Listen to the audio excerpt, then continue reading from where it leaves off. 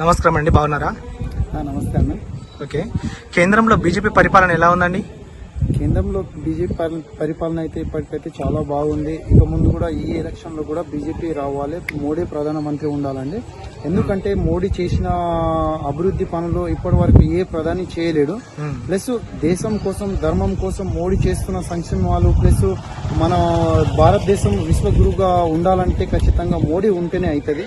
అది ఎవరితోని సాధ్యం కాదు. ఇప్పుడు ప్రపంచం అంతా మనకు ఇంతకు ముందు ప్రపంచం వెంబట మన ప్రధానమంత్రులు ఎగవాడే వాళ్ళు. ఇప్పుడు ఏంటంటే ప్రధానితోనే ప్రపంచం మొత్తం ప్రధాని వెంబటనే ఉంది. ప్లస్ ఏంటంటే ప్రపంచం మొత్తం కోరుకునేది ఒకటి ఏంటంటే భారతదేశం ఖచ్చితంగా త్వరలో విశ్వగురుగా అభివృద్ధి చెందుతుంది. ప్లస్ మోడీ ఉంటేనే అది సాధ్యమవుతుంది అని చెప్పేసి ప్రతి ఒక్కరు అనుకున్నది. ప్లస్ ఇంకొకటి ఏంటంటే రాష్ట్రంలో ఏ విధంగా ఉన్నా కానీ దేశంలో మాత్రం ఖచ్చితంగా మోడీ ప్రభుత్వమే ఉండాలని చెప్పేసి ప్రజలు అందరూ కోరుకుంటున్నారు. మోదీ మళ్ళీ గెలుస్తారంటారా? ఖచ్చితంగా మోడీ ఖచ్చితంగా గెలుస్తాడు. ఎందుకంటే అవినీతి లేకుండా, కుంభకోణాలు లేకుండా బీజేపీ పరిపాలనపై మీ అభిప్రాయం ఏంటండి? ఇప్పటికీ ఉన్న ప్రధానులలో నేను చూసిన దాంట్లో అయితే ఇప్పటికీ మోడీ మీద ఎటువంటి మచ్చలేదు. ప్లస్ ఆర్నిసలు ప్రజల కోసం, దేశం కోసం ఏదన్నా చేస్తున్నారంటే అది ఒక మోడీ తప్ప ఇంకా ఎవరితోని కాదు. ఇప్పుడు మనకు రాష్ట్రంలో ప్రభుత్వాలు కొన్ని వస్తూ ఉంటాయి, పోతూ ఉంటాయి.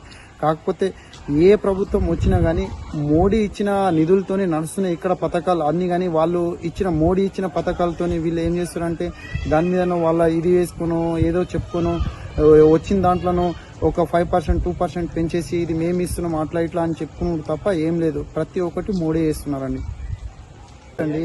మోడీ చేసిన పనులు చాలా ఉన్నాయి.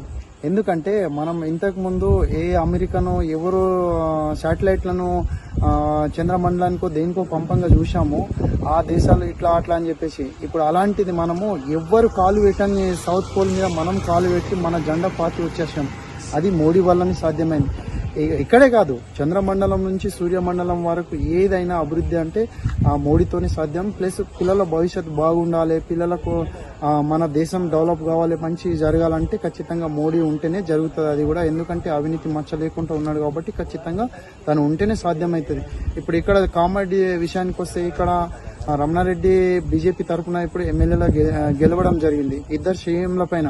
ఎందుకంటే ఆ మోడీని చూసి ఇప్పుడు ఇక్కడ ఎమ్మెల్యే క్యాండిడేట్ ను ఏ రకంగా తను చేసిన అభివృద్ధి పనుల కోసం అని చెప్పేసి తన గెలిపిస్తే ఖచ్చితంగా అభివృద్ధి జరుగుతాయని చెప్పేసి ప్రజలు కోరుకున్నారు, జరిగింది. ఎందుకంటే ఇంతకు ముందు ఉన్న ఎమ్మెల్యేలు చాలా అవినీతి చేశారు, చాలా భూ కబ్జాలు అవి ఇవి అనుకుంటా చేసుకుంటా ఉన్నారు. కాబట్టి ప్రజలు వాళ్ళని తిరస్కరించి రమణారెడ్డిని గెలిపించడం జరిగింది.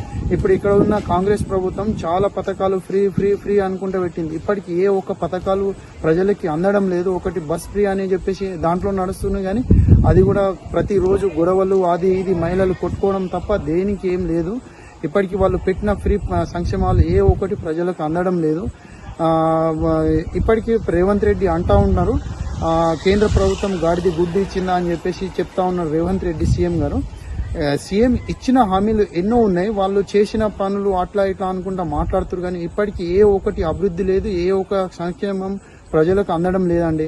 ఇప్పుడు నిన్ననే నిర్మల్లో జరిగిన సభలో రాహుల్ గాంధీ అంటా ఉన్నాడు ప్రతి ఒక్క మహిళకు 2,500 మేము వాళ్ళ ఖాతాలో జమ చేస్తుంది ప్రభుత్వం అని చెప్పేసి. ఇప్పటికి ఎవరి ఖాతాలో జమ అయితలేదు, ఎవరికి ఇస్తలేదు. ఆ లేనిపోని మాటలు వాళ్ళు చెప్పుకుంటా బట్టి కొట్టుకుని వచ్చి చెప్తడం తప్ప ఏం లేదండి. ఇప్పటికి చాలా ఫ్రీ ఫ్రీ అనుకుంటా స్కూటీ అన్నారు, తులం బంగారం అన్నారు, ప్లస్ వచ్చేసి రైతులకు ఏమో 15,000 బోనస్ ఇస్తామని చెప్పేసి అన్నారు. ఈ ఉన్న పంట మీద ఏమో 500 బోనస్ చేసి ఇస్తామని చెప్పేసి అన్నారు. ఇప్పటికి ఎవరికి ఉందండి? ఎవరికి అంతలేదు. కరెంట్ ఫ్రీ అని చెప్పేసి అన్నారు.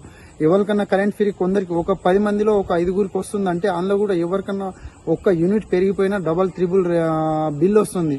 ఇవి ప్రజల్ని మోసం చేసి గద్దె ఎక్కడం కాదండి. ఏదన్నా హామీ ఇచ్చారంటే ఖచ్చితంగా అది నెరవేరిస్తేనే ప్రజలు అనేది ఇంకో దాంట్లో మీకు ఇది చేస్తారు. అంతేగాని ఇప్పుడు వీళ్ళు చేసిన హామీలకు ఖచ్చితంగా ఈ ఎంపీ ఎలక్షన్ లో కాంగ్రెస్ ప్రభుత్వంకి ఖచ్చితంగా గట్టి దెబ్బ కలుగుతాండి. ఇప్పుడు జహీరాబాద్ పార్లమెంట్ నుంచి ఖచ్చితంగా బీబీ పాటిల్ ఖచ్చితంగా గెలుస్తాడు. ప్లస్ నరేంద్ర మోడీకి కేంద్రంలో 400 పైచిలుకులు సీట్లు ఖచ్చితంగా వస్తాయండి. ఇంతకుముందు 300+ వచ్చినాయి, ఇప్పుడు ఖచ్చితంగా 400+, 100% వస్తుంది.